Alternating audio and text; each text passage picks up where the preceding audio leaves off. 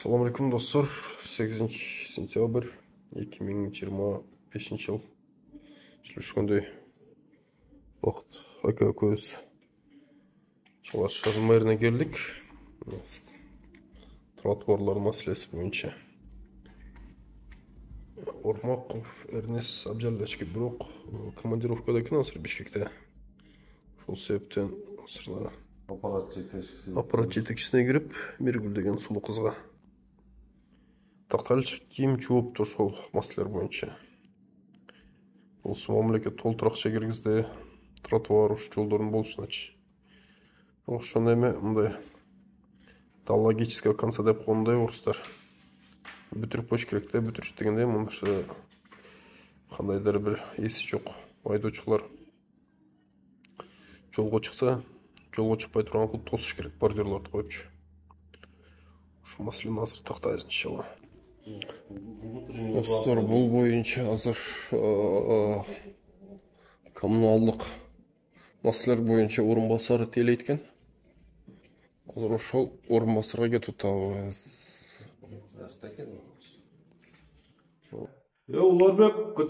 Азыр келдик.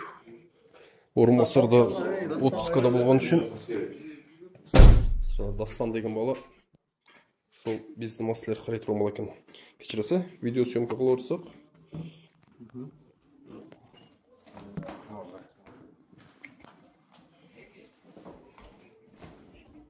Дастанбек, сен бизди анча мынча тааныйсың да. Бул жак Бакыт Борошов, шаардык Хайдыгер эмес тургуну, мен Бакыт Молужанов, тоже шаар тургуну. Сен Дастан, сен тааныйсың. Дастан кыскасында болот да. Биз бир канча жолу тротуардын маселелерин чыгарып атабыз да. Мисалда ОМАС деген маркет бар, Спутникте. Мына глобустун асты бар. Мисал, мамлекет көп акча киргизди да. Ушул тротуарларды жолдорду кылабыз деп. Эми чындыгында президентке рахмат, анын досу Камчыбек Кыдыршаевичке рахмат, эми келиштеп көп акчалар бөлүп атат да. Мурда болбогон нерселер болду да. Бирок эми аны тротуарларга баягындай мээси жоктор чыгылбаш үчүн ал силердин функцияңарда турабы? Бордюрларды коюп коюш керек, жөнөкөй элечи. Бирок ошол нерсе болбойт. Эмнеге ошону кылбай атасыңар? Биз ошол өтөбүз, тротуар жабып, ГАИ чакырабыз, ГАИ убара болуп келип атат да. ДТПден жана башкадан келет, протокол толтурат. Бирок 1000 бирөөсүнө кылат экен, кайра 900 кайра келип атат экен да. Ошол жөнөкөй эле мында бордюрларды коюп койсо болот го, ошол иштерди эмнеге кылбай атасыңар деп тактайлык деп келдик да. ОМАС дедиңизби? ОМАС. Манас проспектин башында сол жакта эме бар. Манас көчө менен Манас проспектин кесилишинде соода түйүнүндө. Билесиз? Мына жерде глобус бар. Глобус. УКМКнын тушундагы. Ошол жер тротуар ар дайым тосулок. Ошол глобустун кардарлары мененчи. Бундай мелер көп да. Бунун маселесин чечилиш оңой эле деп атабыз да. Бордюр коюп коебуз, болду, өтпөйт да. Ал арзан нерсе, аны краскалап койсоңор, этикети чыгат, эстетикасы чыгат дегендейчи. Ошону глобустун алды кайсы глобус болуп? УКМКнын тушундагы. УКМКнын тушундагы ошол асман жактан келген тротуар. Просто глобустун стоянкасыз жакта мындай тротуар келип, стоянкасына кошулуп кеткен да. Ортолукта же труба жок, же бордюр жок. Ошондуктан ошол жерге келип машинасын тротуарга мингизип коет да. Өтөйүн десең, күчкөн өтөйүн десең өтө албайсың. Велосипедчи өтөйүн десең өтө албайсың. Коляскачан өтөйүн десең, бир нече жолу чыгарганбыз. Бир эки жолу кайрылганбыз мэрияга дагы, ГАИге дагы, эми дайым эле ГАИни сактай бербейбиз да. Эми уятта ар дайым ГАИни чыгарышты болчу. Мэрилерге, жетекчиликке кайрылдыңыз? Жок, эми келет аз. Эми кайрылайлык десек эле 31-чи өткөзүп алайлык майрам дедик. Соц тармактары аркылуу кайрылганбыз. Onu көргөн, окуган, точно билебиз. Дастан, мындай да, сунуш сизгечи, кечиресиз. Чогуу барайлык, көрсөтөлүк. Мен ориентирди алдым уже. Эркен алдым. Мен буга чейин жетекчиликке может айткан нерсеңиздер, может мындай маселелер болсо бизге мисалы менин номерим жок болсо кабылга Жок, мен мага жөнөтсөңүздөр биз карайбыз аны обязательно. ооба, Недочеттор болуп калышы мүмкүн. Биз бирок муну глобустун алдындагы тротуарды отдельно курганбыз, бирок ошо глобус өзү кийин асфальт басканда миндирип бордюрга миндирип куруп койгон болушу мүмкүн. Биз аны сөзсүз сунуш берип, железный багана кызыл ат менен билесиз, стоянкаларда коюп, ошондой койдуруу боюнча сунуш беребиз. Ал боюнча иш алып барабыз. Именно ОМОС дедиңиз, э? ОМОС. ооба. Азыр биз сиздер айткан жерди мен ориентация алдым, андан башка дагы жерлерди биз жол башкармалыгы менен бир сыйра карап.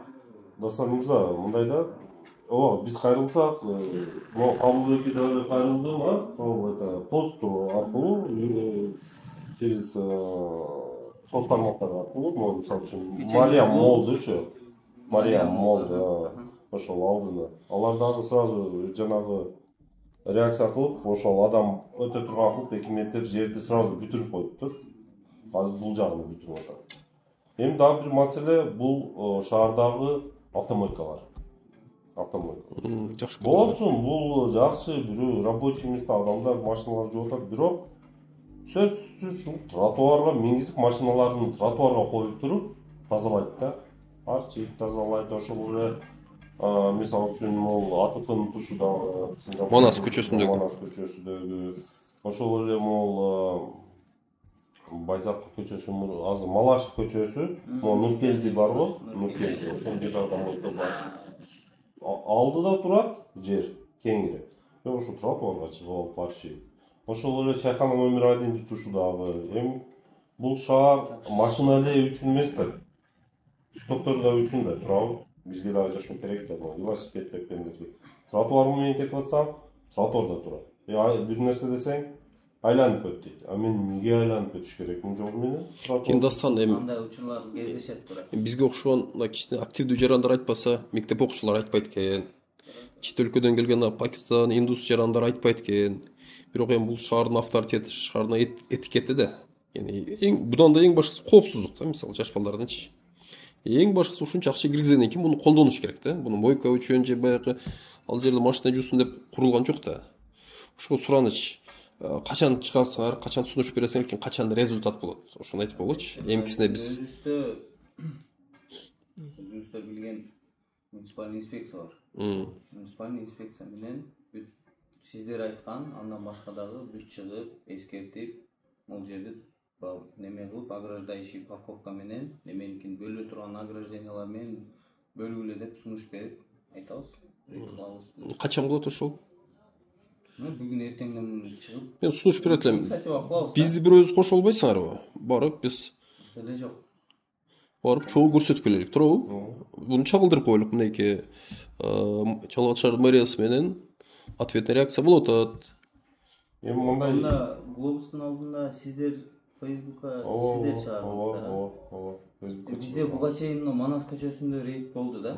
Баягы мойкадагылар немелерин паласугандар тротуар жага коюп, машиналарды койгондо бизде мисалы фото фиксация же багында видео фиксация болсо бизден ГАИ тараптан дагы реакция болот, барып штраф салып эскертип. А именно баягы ограждающий немелер койгон боюнча биз эске алып иш алып барабыз. Буну моюнга алыш керек. Чейин чоң рахмат. Буга чейин ошол килемчүй турган темирлерин, баягы скамейкаларын да коюп ташкан ушу мойканын ээлеричи. Бир күн карасак эле ушулар жок болуп кетиптир. Значит, ушул рейд жүргүзгөндөн кийин ушул нерселер тазаланып тур. Буга рахмат. Чындыгында Чалык ат шаардык ГАИсине да чоң рахмат. Өтө тез реакция кылат, жөнөтсөңчү, тез келип эме кылат. Чоң рахмат. Эми буну ушу до конца жеткизип коелук, мындай. Достор, бул негизичи көп эле ойлойт да, сиздер критика кыласыңар, кемчилик бизде жок, кемчилик издебейбиз. Эми чыксаң эле өзү пешиңиңде турса. Биз силерди критика кылыш эмес, силер дагы дайыма ар жерди көрө бербейсиңер. Бир иште жүрөсүңөр, башка жакта байкабай калган жерлериңер болсо, биз айтып атабыз, ошол эле, мисалы үчүн, любой эле замен масла, мойка, дагы башка мындай жанагы услуга көрсөткөн жерлерде шиномонтаж, ошол көрүнүш да. Мисалы үчүн ошол эле глобусту тушдагы, жанагы май алмаштыруу, машина жууган жер бар. Кутта ошо да. Жолго чыгарып алып, жанагы шиномонтаж, автовокзалдын түпүрчүндөгү шиномонтаж. Автовокзалдан чыгып кетип атсаң, тротуарда турат да. Алып койчу, чекеракка коюп, ишиңе айланып өт дейт да. Эми мен эч ким болгон үчүн буларга бир жара көрө албайм. Туура сиз айткандай барган сайын көбөйүп атабыз күчөйүп, рейдтер кылып, штрафтар салыпчы. Анан сиздердин көтөргөн инициатива эң жакшы. Себеби бир адам көрбөгөн нерсени экинчи адам көрөт. Сиздер да жакшы болсун, өнүксүн, оңолсун деп аракет кылып атасыздар. Сөзсүз түрдө. Ошо бири-бирибизге жардам бергенде дегенде ошол эле максатта. Болду. Анда чоң рахмат. Азыр номерлерди алышайлык анда. Бул жакында рейд болот дегенди айтып койсун. Биз экөөбүз же бирөөбүз барып катышып келелик анда. Эмки чыгарылыш ошол чоң рейдтен болсун. Чоң рахмат анда.